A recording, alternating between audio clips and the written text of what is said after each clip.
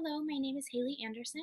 Myself and a group of four of my peers were given an assignment in a course called Financial Accounting to look into the financial statements of a pharmaceutical company, and we were assigned PerkinElmer Pharmaceuticals.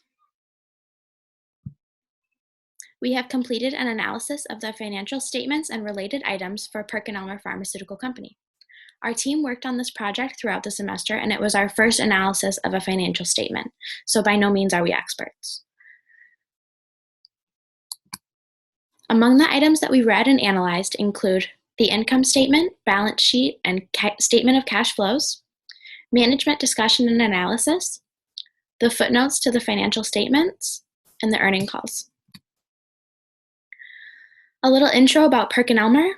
PerkinElmer is putting mission into action to detect environmental threats, ensure food quality and safety, diagnose and treat disease earlier, develop drugs and therapies faster, and analyze information to unlock new insights. The company reported $2.2 billion in sales in 2014 alone, more than 7,600 employees in more than 150 countries, and they are a component of the S&P 500 index. A couple key products: lab solutions, from instrument and reagents to informatics and services to keep the lab productive; imaging components, a complete family of flat panel X-ray detection solutions; diagnostic lab services, from first trimester and newborn screening to molecular diagnostic services for clinicians and families; and ViaCord, cord blood and tissue banking services for expectant parents. We took a look at the income statement from 2010 to 2014, and we made some observations. Revenue and gross profit have been steadily increasing over the past 5 years. Cost of sales has continued to increase, while total operating costs have remained steady. Net income has had a substantial decrease from 2010 to 2011, but has remained at a steady level for the past 3 years. We made a few observations about the balance sheet as well. Based on the information, the company cost of goods sold has decreased in the past few years, but has a slight increase from 2011 to 2012. Selling and general and administrative has been increasing, so the company may have been hiring new staff. Total liabilities and stockholders' equity has been steadily rising. Depreciation also rose in the past few years, so the company may have bought new assets. There has been a big drop in net income from 2011 to 2012. So there may be an issue with the way management is currently handling the organization. Looking at the balance sheet, we can confirm that the working capital amount for 2014 equals the total current assets minus the total current liabilities. Some information we found in the management discussion and analysis, cash flows. The principal products and services of our two operating segments are human health and environmental health.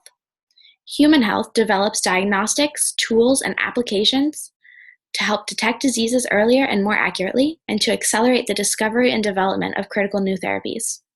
Our home health segment serves both the diagnostics and research markets. And environmental health provides products, services, and solutions to facilitate the creation of a safer food and consumer products, more secure surroundings, and efficient energy resources. The environmental health segment serves the environmental, industrial, and laboratory services markets. PerkinElmer's revenue in the second quarter of fiscal year 2014 was $556 million and increased $15.5 million, reflecting an increase of $10.2 million or 3% in the human health segment and an increase of $5.3 million or 2% in the environmental health segment revenue. The increase in the human health segment revenue during the second quarter of fiscal year 2014 was primarily due to growth generated from their newborn screening business with the diagnostics market. The increase in the environmental health segment revenue during the second quarter of fiscal year 2014 was due to an increase in theft service revenue, which included their one-source multi-vendor service offerings within the laboratory service market. After listening to the earnings calls, there were a few things that stood out to us. Reference to certain non-GAAP financial measures, good growth throughout all products with organic revenue growing 5%, strong operating cash flow of $97 million, increment in adjusted earnings per share by 15%, A big milestone for the company was the first commercially available newborn screening test for SCID in US and Canada, opening of PerkinElmer's state-of-the-art clinical lab in Suzhou, China. New innovations were the Opera Phoenix high-content screening system. OneSource Service Group moved from environmental health business into the human health business. Investors are overall very pleased with the financial performance of PerkinElmer. Expansion of adjusting operating margins over 160 basis points in full year, and a strong operating cash flow of $282 million over the course of full year. So we did some calculations and found a few financial ratios that we were going to compare.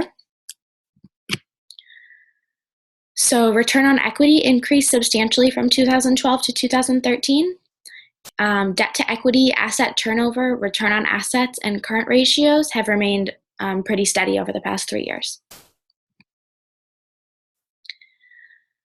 A few of PerkinElmer's top competitors: Thermo Fisher Scientific, Laboratory Corp of America, Agilent Technologies, Quest Diagnostics, Quintiles Transnational Holdings, IDEX Laboratories, Qiagen NV, and Icon plc.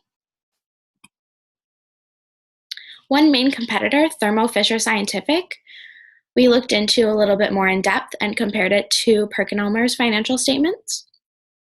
We noticed the return on assets deteriorated from 2012 to 2013 and then improved the next year. Thermo Fisher Scientific operating profit margin improved from 2012 to 2013 and again from 2013 to 2014. Thermo Fisher gross profit margin deteriorated from 2012 to 2013, but then improved the next years. Net profit margin improved 2012 to 2013, and again the next year. PerkinElmer gross margin ratio stayed the same in 2014 and 2013, whereas Thermo Fisher had an increase in gross margin ratio from 42.24% to 44.36% in 2014. Operating margin ratio of PerkinElmer decreased from 11% in 2013 to 9% in 2014, whereas operating margin ratio increased for Thermo Fisher from 12.3% to 14.8%. Net profit margin decreased from 8 to 7% in 2014, but for Thermo Fisher, the net margin increased from 9.73% to 11.22% in 2014. A few questions we have for you. Where do you see the sales trending in the next 12 to 14 months? How does the company plan to raise the capital to fund future growth? Who are the emerging competitors in the industry? And which part of the financial analysis or aspect of business is currently giving you the most trouble? Thank you for your time.